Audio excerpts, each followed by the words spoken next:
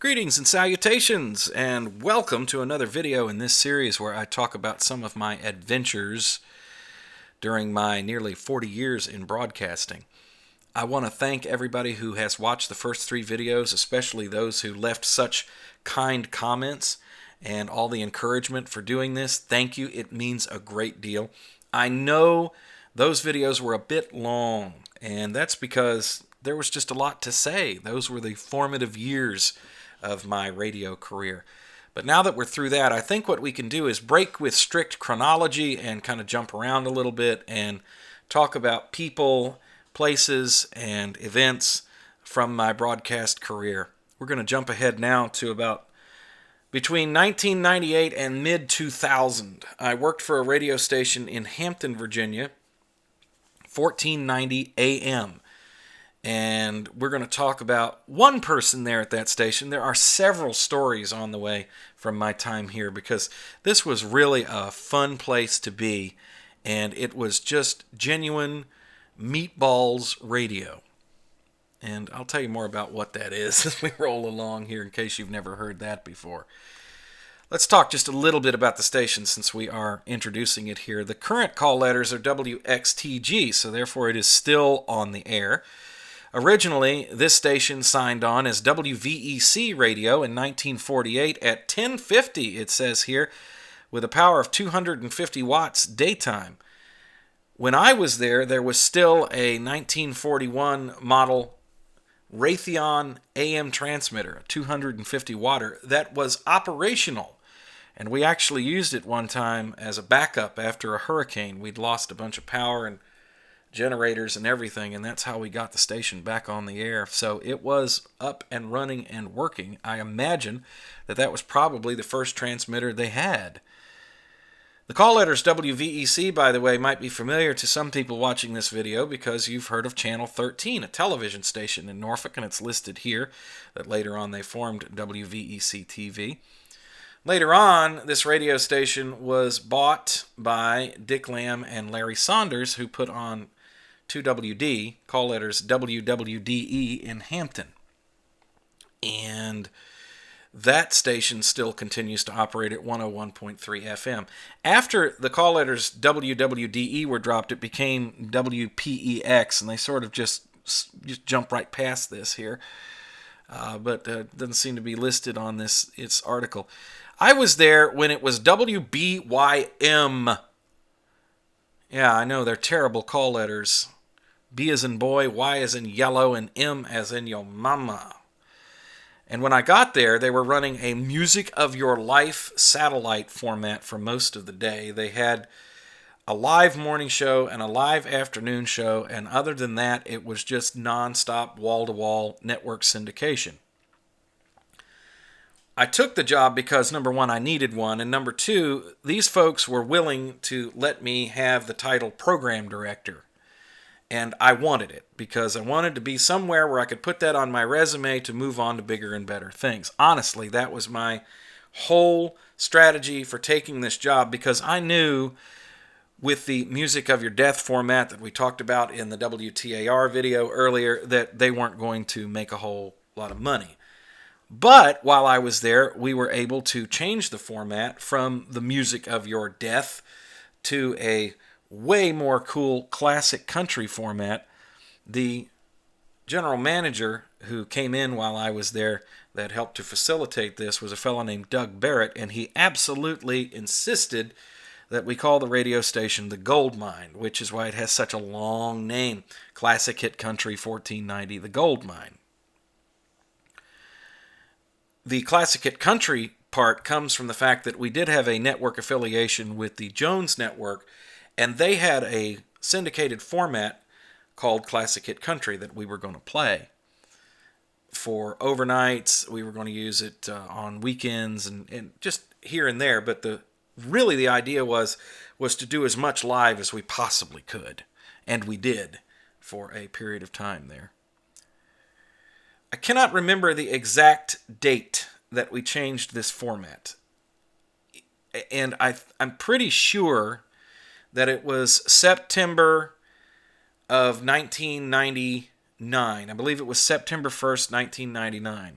because just about 3 or 4 days after we started doing this, there was a tornado that ripped through town. And I remember that was a big deal because I was at the radio station that day, and we had an emergency alert come in, and they said there was a tornado going through Hampton.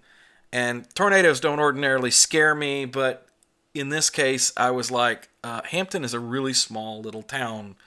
And fortunately, it didn't come anywhere near us, but it just helps me remember the date. What I'd like to talk about in this video is really about the engineer at this radio station, because that's, for me, was what made it very cool to be there. And when I say that this was Meatballs Radio, I don't mean that disparagingly at all. The station was owned by the Russo family that owned a chain of restaurants called Anna's Pizza. The studio was in a small strip mall that one of the restaurants was in. I think it was the main restaurant, number 1. Well, I guess so, because the Russos came to work there every day, and that's where their offices were. And we had one of the storefronts. So the front of the station was studios and a front desk, and then off to your right, as you walked in, there was another studio, and that was the production room, and then there was an office that was the general manager's office, and behind that was the back door and the bathroom. Over to your left was just desks and cubicles, and that's how we ran it. It was very little space, and we really didn't need much more space than that, to tell you the truth. In the back, there were some shelves with a whole bunch of old radio equipment on it when I walked in the door, and I remember looking at those going, wow, what is all this stuff? And that's when I got introduced to the engineer, and his name was Ralph Stevens. Ralph was a very interesting character. I don't know where Ralph is today. Haven't talked to him in many, many years. Ralph and I, for my time there, mostly got along, but every now and again we'd butt heads, just because Ralph was one of those kind of people, you know what I mean? He was a genius when it came to electronics. And all of the equipment at this station was basically hand-me-down stuff. Like the main board that we had was this one right here. This isn't the exact board. It's a picture I could find of a board like it. This is an autogram board from the early 80s. And these can actually sound really good if they're tuned up. And of course ours was, because we had Ralph. Everything that was in there had been gone through and was operating better than spec most of the time. Now, in the production room, when I first got there, there was an old 1959 console made by RCA that had tubes in it. And believe it or not, it was hooked up to a digital audio workstation. Apparently that was temporary, because there had been an accident at the building before I got there where a pizza delivery truck, and not one working for Anna's Pizza, it was another chain, actually ran off of Armstead Avenue, where the radio station was, and slammed into the back of the building and took out the production studio. So they were still kind of rebuilding things when I first got there. Later, the 1959 tube-type board would be replaced with a more modern broadcast electronics one from the mid-'80s, which was pretty nice, and Ralph had customized it for our studio. So not only could he fix things, but he could fabricate circuit boards and things like that, so it was very cool indeed. Now, we were so lucky to have this engineer who was able to do all this stuff, because Ralph's day job, he worked right up the road at NASA Langley, which is the research center that's right next to the Langley Air Force Base. When you walked out the front door in this building, you were looking at the runway at Langley. The main gate was right there. And so Ralph listened to the radio station throughout the day, so if there was ever any problems on the air, he'd usually jump on it before you could call him. I never figured out exactly what Ralph did. I did ask him one time, and I said, well, I didn't really ask him. I phrased it this way. I said, I'm guessing because you work at NASA that whatever you do is so sensitive and classified that if you told me, you'd have to kill me. And he basically nodded his head and said, that's about it. But I did piece it together that what Ralph worked on was guidance systems for missiles and rockets The man was a rocket scientist. That's what he was doing. We had a rocket scientist for an engineer, boys and girls. One of the stories that I remember fondly about Ralph was this one time I had asked him to please put a little button near the board or build me a little box or something where I could start a tape recorder that was toward the back of the studio. When you stood at the console, you had the board in front of you, and there were a couple of sets of cart machines there, plus there was a computer. We had the network came through a computer automation system, and we had cart machines too, so you could play carts. And we didn't have any turntables because we didn't have a need to play records on the air. But they had the place for the turntables that was over to your left, and then behind that, you'd have to turn around to almost get to it. It was a tape recorder like this that was in a stand, a very nice stand that went along with the countertops and everything in there. And the only bad thing about it is that if you wanted to use it, you had to reach way back to get to it. So I just asked Ralph, I said, could you please rig me up a button so that I could just hit play on this tape recorder? I used it to record traffic reports in the afternoon. Well, the frustrating thing about Ralph is that he would sometimes do things when you asked and sometimes not. It was whether Ralph wanted to do it. So his stock answer for anything like that was, I'll put it on the list. Well, my little remote button was put on the list, and I asked about 2 weeks later, and he said, I'm working on it, And Ralphie kind of talked. I can't really imitate the way he talked, but he was from the Northeast, and he had a very interesting accent. Let's put it that way. And so I got to the point where I finally just forgot about it, and I got used to just, stretching back over here to turn on the tape recorder. Well, this one day, Ralph comes walking in the studio real late in the afternoon, probably right after he'd gotten off of work at NASA. He rolls up in his van, he comes in the station, and he's got this box in his hand, and it's got all these wires hanging off of it, and there's like relays in it, and it's got a whole bunch of buttons on top of it. And he says, remember that remote box? And I said, yeah. He said, got it for you. And I looked at it, and I went, Ralphie, I just wanted one button. He says, well, I got to thinking about it, and if I was going to do it, I figured that I would go ahead and wire this up so you could do some other pretty cool things with it. So not only can you run the tape recorder behind you, but you can press record, and you can do this on that machine, and then if you throw this switch, this will be tape recorder number 1 in the production room, which was the next studio over. And I'm thinking to myself, why would I need to run tape recorder number 1 in the production studio while I was on the air in the control room? But believe it or not, it all worked, and it did accomplish what I asked, which was just to be able to push a button and start the tape recorder. Thank you, Ralph. We had a meeting one time with the Russos at Anna's Pizza at the Armistead Avenue location, and we were sitting in the restaurant talking about things, and this is after we had switched the radio station over to the classic country format, and started to make a little money, and the ratings started to go up, and it was like, this is pretty cool. And I guess Mr. Russo was in sort of a jocular mood, and he said, well, should we look at investing in a new transmitter?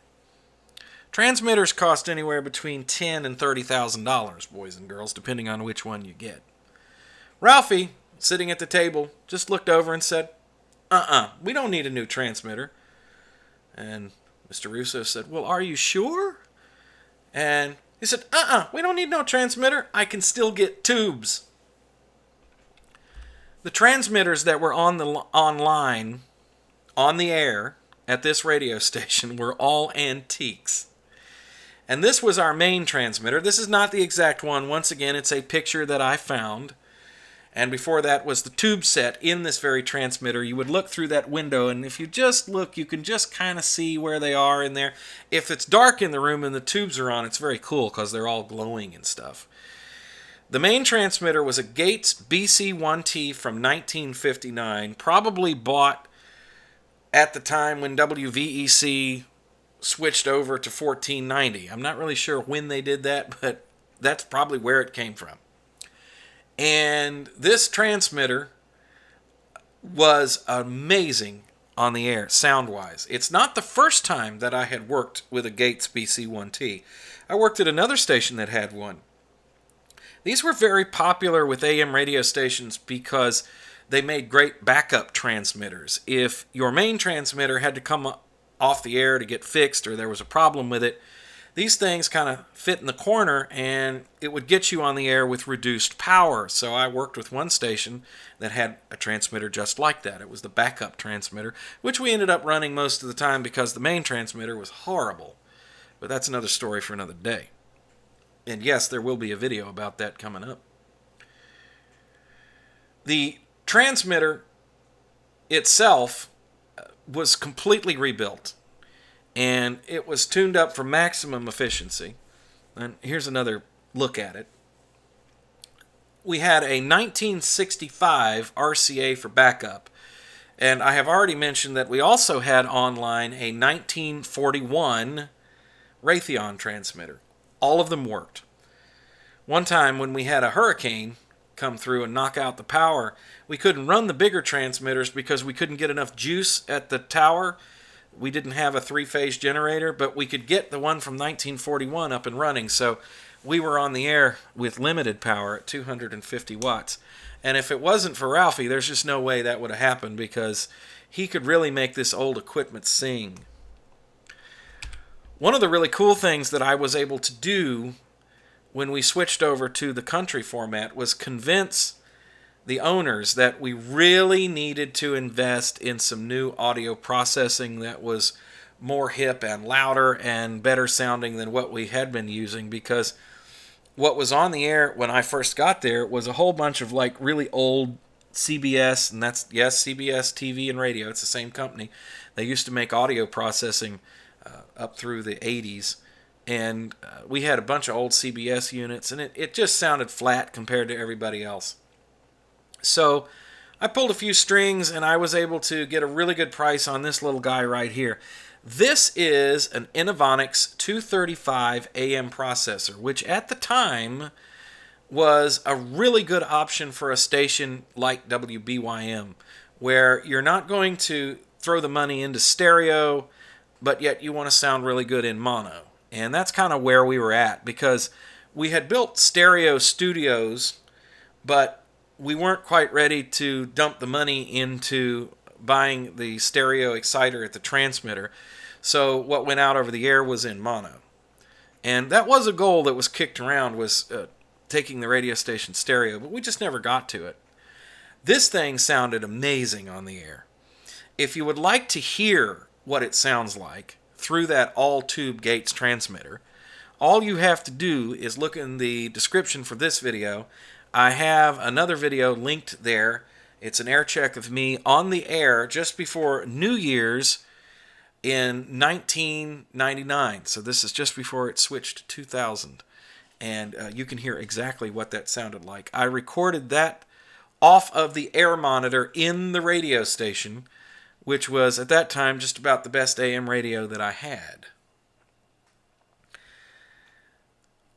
We had so much fun doing this. There were so many cool people that I met while I was there, especially when we were doing the classic country format, and there's a whole lot of video ideas to come from this little radio station. It was an action-packed couple of years that I was there, that's for sure. Thank you for watching this video. Your comments are always welcome, and we're going to do this again very soon.